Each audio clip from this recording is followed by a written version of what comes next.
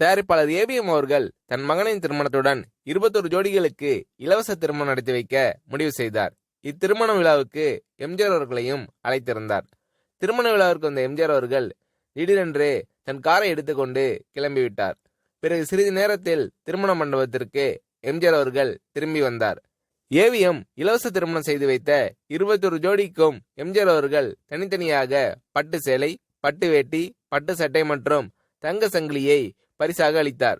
தான் கலந்து கொள்ள அழைக்கப்பட்ட திருமணம் தானே என்று எம்ஜிஆர் அவர்கள் கலந்து கொண்டதோடு மணமக்களை வாழ்த்திவிட்டு திரும்பவில்லை. அந்த 21 ஜோடிகளுக்கும் சிறந்த விலை மிகுந்த பரிசுகளை எம்ஜிஆர் அவர்கள் வழங்கினார்.